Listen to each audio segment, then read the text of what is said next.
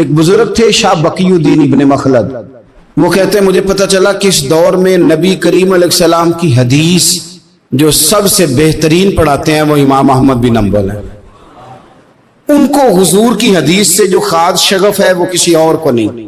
کہتے ہیں میرے دل میں لو لگ گئی، حالانکہ میں امیر گھرانے سے تھا۔ میں کشتی میں بیٹھا امام احمد بن حنبل کے پاس آنے کے لیے، رستے میں طوفان آ گیا، کشتی ہچکولے کھانے لگی، کسی طریقے سے ایک جزیرے کے ساتھ جا کے کشتی لگی، ٹوٹ گئی، بکھر گئی، میں جزیرے پہ اتر گیا، اور بھی کئی لوگ تھے۔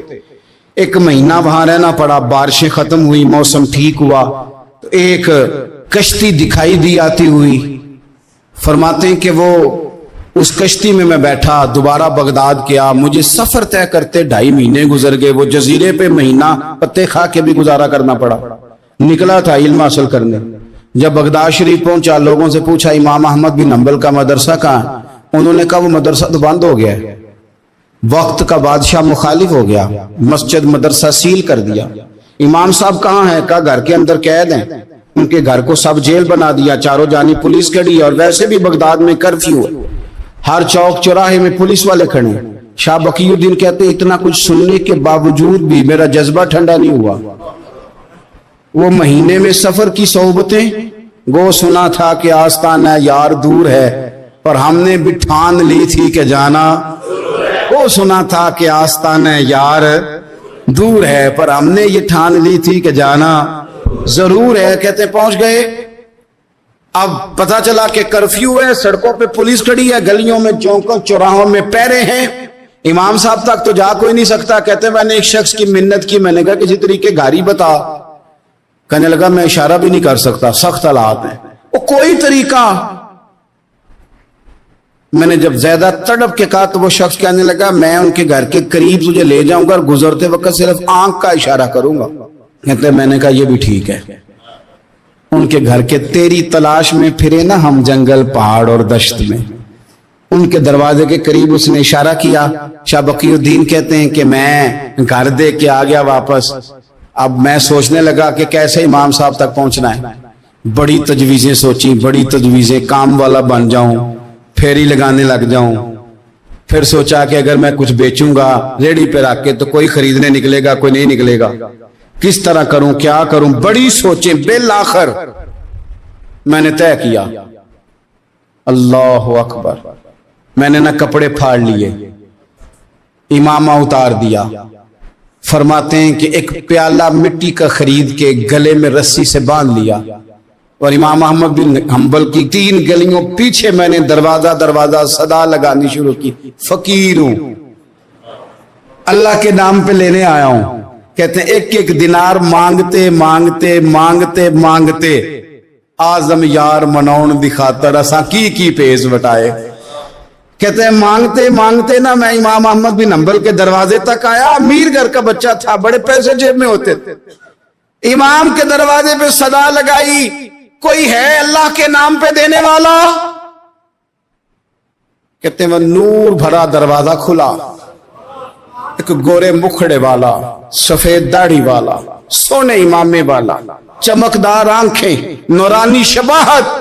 کہتے امام احمد بن حنبل باہر آئے اور جیسے ایک دینار میرے پیالے میں ڈالنے لگے تو میں نے ہاتھ چوم کے کہا سونیا تیرے قربان جاؤں، میں دینار لینے نہیں آیا، محمد عربی کی حدیثیں سننے آیا ہوں۔ کہتے امام کی بھی آنکھیں کھل گئی، کہنے لگے اس حال میں آزم یار منون دی خاطر سانکی کی پیس بٹائے کا حضور کیا کرتا، یہی ایک طریقہ رہ گیا تھا، میں تو کہاں سے چلا ہوں، کہاں پہنچا ہوں، کیا کروں؟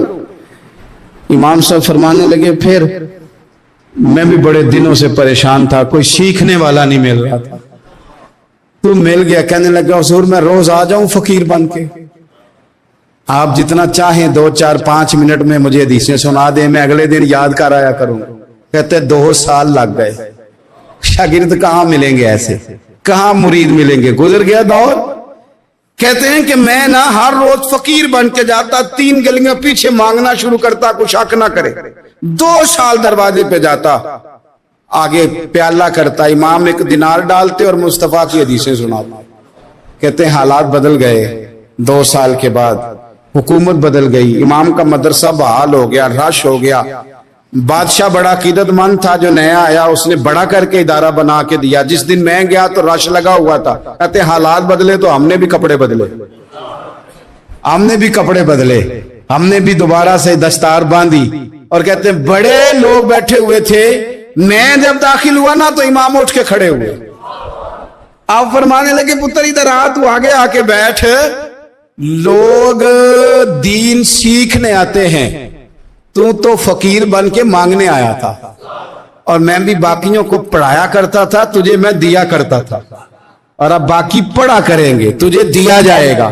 اور آج تجھے سینے سے نکال کے دیا کروں گا. زمانے بدل گئے، حالات بدل گئے، وہ شخص چلا گیا. کون حکمران تھا کون نہیں تھا، لیکن استاد شاگرد کے ادب کی داستان قیامت تک باقی رہے. یہ قیامت جب طبیعتوں میں احترام ہوتا ہے، جب ادب ہوتا ہے. آپ کو پتہ ہے نبی پاک صلی اللہ علیہ وسلم کو یہ ادب کتنا پیارا ہے. نبی پاک علیہ السلام اس احترام کے جذبے کو کتنا پسند کرتے ہیں. اللہ کے پیارے رسول صلی اللہ تعالی علیہ وسلم اس جذبہ احترام سے کتنے راضی ہوتے ہیں.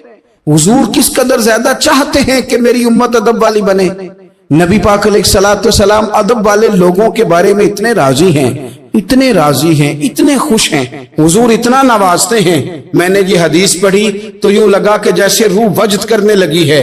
بہقی میں امام بہقی نے لکھی ہے، اللہ کے پیارے رسول علیہ السلام فرماتے ہیں جو چھوٹے پر شفقت کرے اور بڑے کا احترام کرے، اللہ اسے جنت میں میری سنگت عطا فرمائے گا.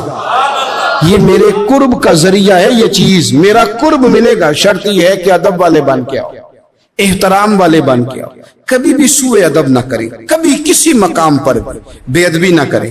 آپ اپنا ذائقہ کبھی تبدیل نہ کریں. امام احمد بن حنبل کے دیکھا وضو کر رہے تھے.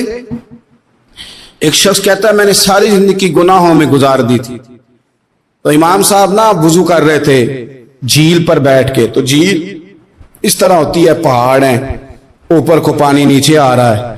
تو کہتے امام صاحب نیچے بیٹھ کے وضو کر رہے تھے، تو میں اوپر بیٹھ کے نا وضو کر رہا تھا یا پانی پی رہا تھا. تو میں نے دیکھا کتنے بڑے امام نیچے. کہتے میں نا میرے دل میں خیال ہے یار میں ساری زندگی غلط کاموں میں گزاری ہے، پر جو بھی ہے یہ رسول اللہ کے دین کے عالم ہے. کہتے ہیں وہ حضور کے دین کی عزت کرنے کے لیے میں اوپر سے اٹھا آ کے نا، تو میں تھوڑا پیچھے جا کے نیچے بیٹھ گیا. جو میری حاجت تھی، پانی پینا تھا یا منہ دھونا تھا، میں وہ کرنے لگا. کہتے ہیں امام صاحب نے بھی یوں نظر میری طرف دیکھی. پتہ نہیں انہوں نے کیا دعا دی کہ رب نے مجھے توبہ کی توفیق عطا فرما. میں اللہ کے فضل سے اللہ نے میرا دل موڑ دیا اور میں رب کریم کی بارگاہ کی جانب میری توجہ ہو گئی. خدا نے مجھے اس ادب کی برکت سے اپنی بارگاہ کی طرف اللہ تبارک و تعالی نے مجھے موڑ لیا. بے ادبی تو بندے کو کفر تک لے جاتی ہے. بے ادبی تو کفر تک لے جاتی ہے. اگر بندہ بے ادب ہوتا ہوتا اللہ رسول کی بے ادبی تک پہنچ جائے تو دور نکل گیا. لیکن یہاں باقاعدہ بے ادبی کو پروموٹ کیا جا رہا ہے. کبھی بھی بے ادب نہ بنے، ادب والے رہیں، ادب والے بن کے جئیں، ادب والے بن کے دنیا سے جائیں. وہ درویش نے کہا تھا کہ بے ادباں مقصود نہ حاصل، نہ درگاہ ٹوئی، بانج ادب دے محمد بخشا، توڑ نہیں چڑھیا کوئی. آخر دعوایا ان الحمدللہ رب العالمین.